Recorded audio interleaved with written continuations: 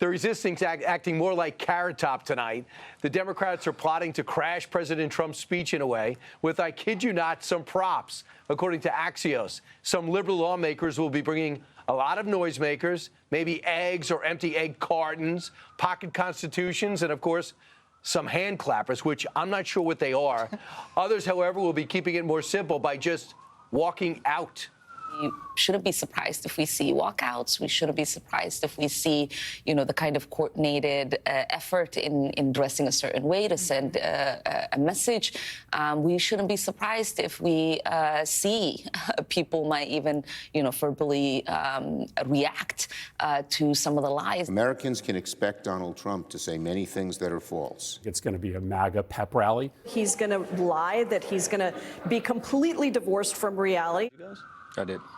It came back. Does Chuck Schumer ever pre-read his copy? I'm like, he looks at it like it's like the Dead Sea Scrolls. I've never seen anything like this. All right, at least there will be no singing, we hope.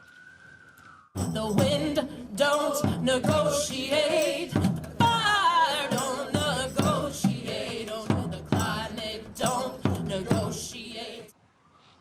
All right. And the leader of the resistance, Hakeem Jeffries, well, he is trying to get people fired up against Donald Trump. He's got this video out where he insists the American people are with us, with no supporters with him. Are claiming that Democrats are sending paid protesters into their town hall meetings. We don't need paid protesters, bro. The American people are with us. So are they with us? Are they with anybody? Are the American people making up their own mind, as Hakeem Jeffries telling us? All right, Dana, let's start with you. What do you expect tonight? I mean, sometimes there's Joe Wilson who yells out spontaneously. I don't think that was pre-planned. But now there's pre-planned disruptions? Right, and I think it will not wear well. And I think that President Trump might like nothing more than to be the statesman at the podium while the Democrats make a fool of themselves. Like, that might just work in his favor very well. I mean, I said last week, the president is blessed with some really dumb opposition. And we'll see a little bit more of that later. But I think the problem is you kind of have a basic duty to show up. You got elected. You chose to run for office. So supposedly you want to be a part of this process. You were elected. You have earned the right to be there tonight. Yep. So just be there. And if you like what he says, applaud. If you don't have to say anything, or you don't have to disrupt, and then you can go back and do social media later or something. But he won the election, and I think they have a duty to be there. I mean, Stephanie Diller, for example, will be the guest of the First Lady, whose husband was slain in Brooklyn, being taken out by a brutal thug.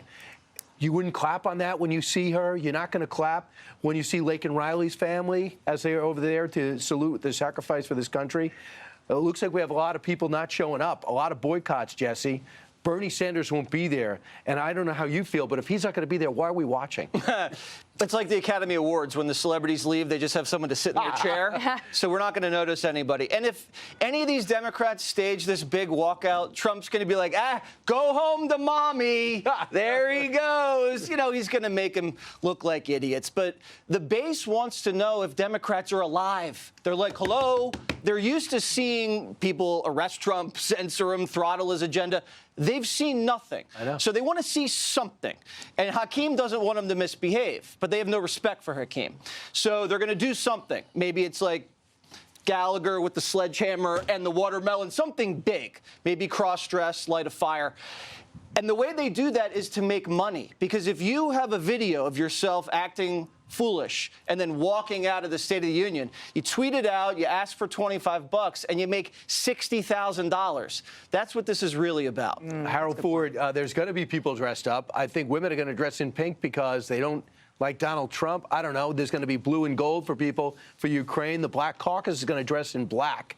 Your thoughts about the costumes? The Black Caucus is going to do what? Dress in black. A couple of things. Look, I get some of the gimmicks. There's a long history of unfortunate gimmicks in the Congress. Joe Wilson happens to be a friend. I think he probably regrets yelling out. You should show up. You should sit. You should clap when you want to clap, and you should not clap when you want to clap. But I think Dana's right. You have a duty, I think, to attend a joint session of Congress where the president, even if you didn't vote for the president, is going to show up.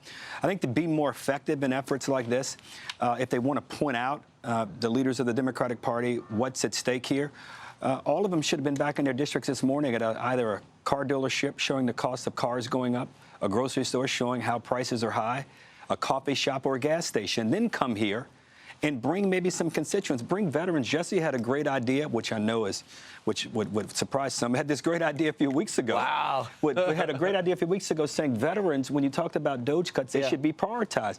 Democrats. I had other great ideas between 3 weeks ago and today. That was one of your great ones, I thought. That was one of your great ones. If you really want to show how people, I heard from friends in Texas and Tennessee and North Carolina over the last few days, how the Social Security offices in those cities are closing, and many of those states are closing, not just affecting the employees, but what it may mean for their constituents. Be substantive. Wearing a color, great. But the country has rejected that. Donald Trump won this race on issues. He won it on the economy and the border. And until we address those issues, there's no amount of wearing whatever color. There's no amount of walking out. There's no amount of reading notes or standing in front of the Capitol looking great, making a speech that's going to substitute for that. So I hope as they do the gimmicks, give me some substance as well. That's what the country wants. Also, AOC is going to do her own Instagram address, Judge. And I'll add one other thing. It looks as though some Democrats will be bringing fired federal employees to say, look what you've done. Right.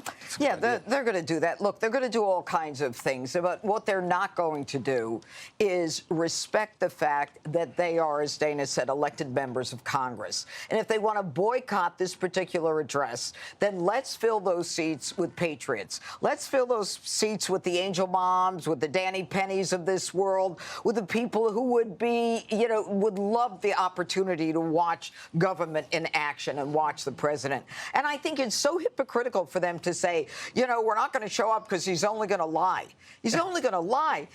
First of all, he hasn't spoken yet. That's number one. But number two, you guys supported a president who suffered from so much cognitive decline. He didn't even know what he was saying, and yet you were there supporting him every way.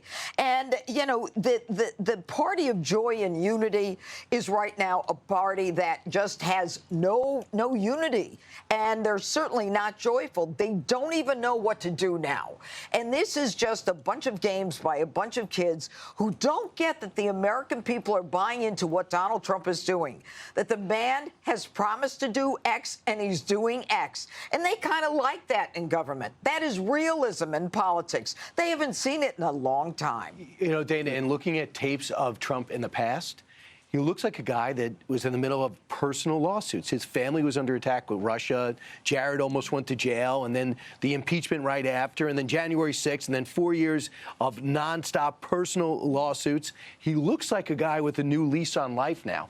That the people are fighting on issues with judges. They're not fighting about putting Trump in prison.